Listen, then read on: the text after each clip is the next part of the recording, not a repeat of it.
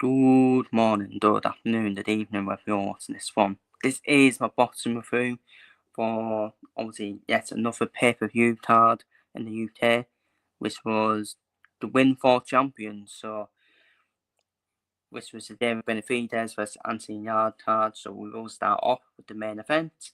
David Benavidez stopping Anthony Yarde in round 7 to retain WBC Light Heavyweight World title.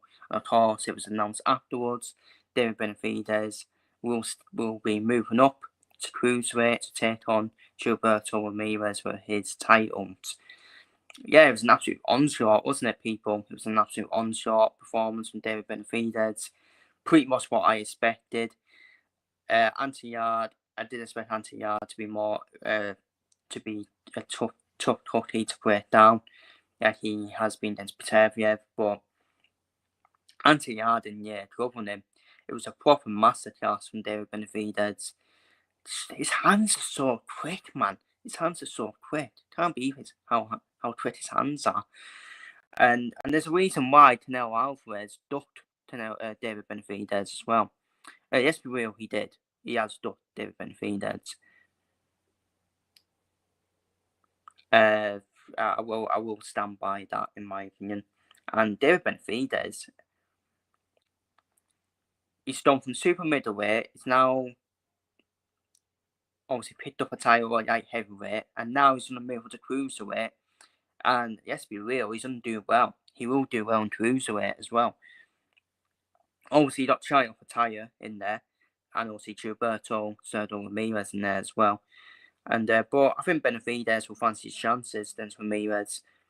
Ramirez, good fighter, good boxer, but I still think Benavidez has got more than Gilberto Ramirez, in my opinion. And then maybe we may get that Chio Pataya versus Benavidez, potentially undisputed cruiserweight fight. What a fight that would be as well. So it's a third title now for Anthony Yarde, third title fight, a third title defeat, And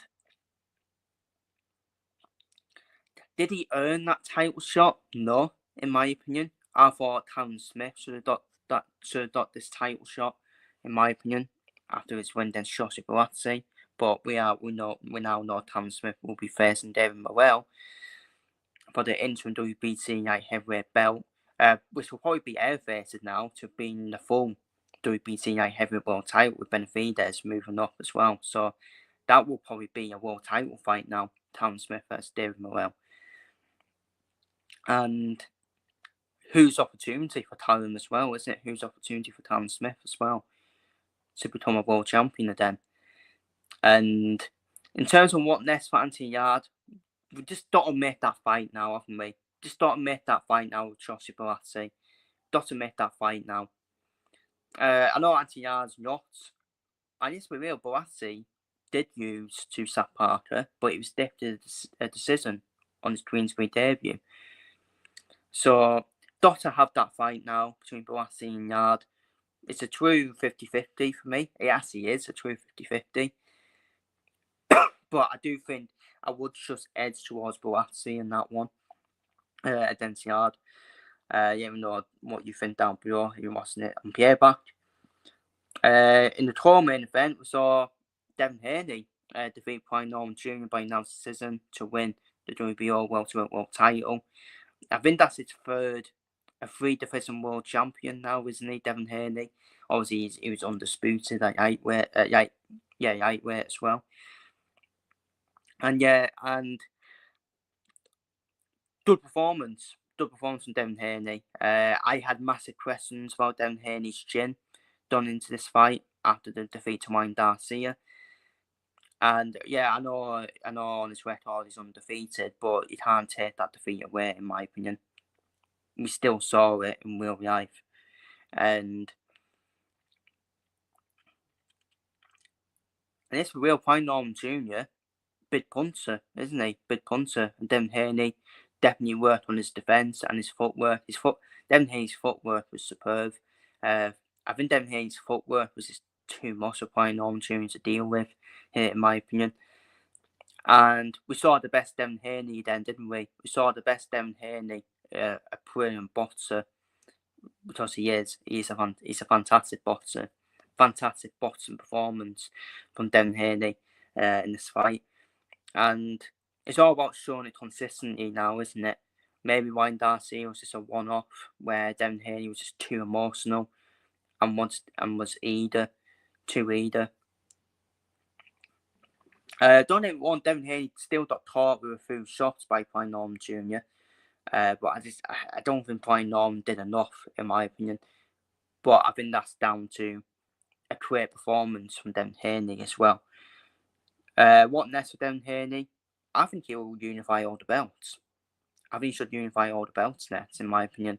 You look at the champions at welterweight, he's better than Lewis Quatter, who is the IBF champion. He's better than Mario Barrios, who is the WBC world champion, miles ahead of him. And you got Roy Romero, who is the WBA champion. He's better than him. So I think Devin Haney can be undisputed at welterweight and become a two-time undisputed champion. Well, in two different weight divisions. I think he's definitely back on track now, isn't he, Devin Haney? Definitely back on track. After we all thought he may have lost a bit of confidence after that defeat to Ryan Garcia. I know people in the comments are don't be saying, yeah, but he didn't use Ryan Garcia, he's been removed. Yeah, but let's be real. As he keeps saying, he still got knocked down at the end of the day by Ryan Garcia. So yeah, must improve performance from Devin Haney. He's back on track now. And yeah, I think he can be undisputed at welterweight. Conor Benn is not going back down to 147. Not a chance. Is he going back down to 147? He's too arrogant, Conor Benn, to think he can go back to 147. He'd be so dehydrated, putting all that muscle mass on and weight on. And Devin Haney would steal Conor Benn. Let's be real, he would. Devin Haney's had better resume than Conor Benn. Achieved more than Conor Benn as well. So forget about that fight for me. Devin Haney should just focus on unifying all the belts, in my opinion. Next up, my fighter, my boy, my lad, my guy, Jesse Benavidez. What a fighter, man. Fucking hell. Love him. Pause. What a fighter. Knocking out Fernando Martinez in round 10 to unify and win WBA, WBC and WBO Super Flyweight belt titles. Fair play to Martinez though. He was fighting back. And competitive. But Jesse Benavidez is levels above. Jesse Benavidez is top 5 pound fighters. I'll keep on saying it. He's so good. He's got everything, man. He's got everything. And once again, Benavidez is now going to become undisputed. He's going to become undisputed in this weight division as well. We Barrow Darcy is the only one who's got the other belt. He's got the IBF belt. I think Benavidez is 6 levels above him as well, with all due respect to Darcia. So undisputed fight next. I think that again, that's a huge opportunity for Darcia as well. A massive undisputed fight for him. But Benavidez is going to be undisputed in this weight division. So good, man. He's so good. Top pound for pound fighters in the world right now. At this current moment in time. Incredible fighter. So good. Start everything. We've got 2 more. Well, the final fight on this card, then we're going to review the Ham Huband. Abdul Mason defeating Sam Norris by unanimous decision to win the WBO world, to win the vacant WBO lightweight world title. Just age 21. Wow. Just age 21. I started the fight 116 to 112 on my store card. That's how I started the fight. Abdul Mason. He just did more than Sam Norris, and that's why he won it on the store card 116 to 112.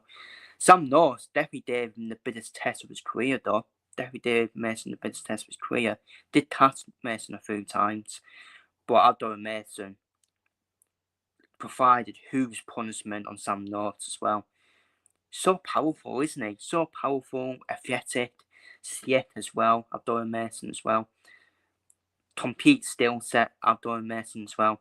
He's a huge talent, and he's already won a world title, which is an amazing thing to do, to become a world champion as well. What next for Abdul Mason? I do think he needs the matchmaking needs to be good for him in terms of the lightweight division. Because if you think of it, I think Shakur Stevenson still beats him. Shakur Stevenson beats him. We don't know what's going on with Tam Davis, if he's going to be stripped of his WBA belt with his don'ts. Obviously, he was supposed to fight Jake Paul, wasn't he, Tam Davis, and we don't know if the WBA belt will become vacant, but I think Abdul Mason should fight for the IBF title next.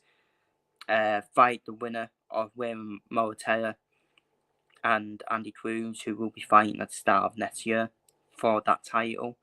I think Abdul Mason can beat both of them, in my opinion. So that's a winnable fight for him, whoever does win that fight next, in my opinion. And finally, Harlem Huband, obviously gone away from the pay-per-view card. Harlem Huband did win on Channel 5, won almost every minute of every round on his way to a dominant decision win against Josh Wagner, as expected. Let's be real, it's what we expected. In the comeback fight for Harlem Huband after the Jack Hatchell defeat. Maybe one more step up before he faces Echo Westerman, which is the fight I would make for Harlem Huband. I would put him against Echo Westerman. It's a good fight to make on Channel 5 as well. But I feel Huband will have one more step up before he takes on a fighter like Westerman, in my opinion. So yeah, that's pretty much it for the boxing review. Feel free to leave your thoughts down below in the comments on every fight I spoke about, down below in the comments. And yeah, I'll see you all in the next one, as David Benavidez stops Anthony Yarde in the 7th round over in Saudi.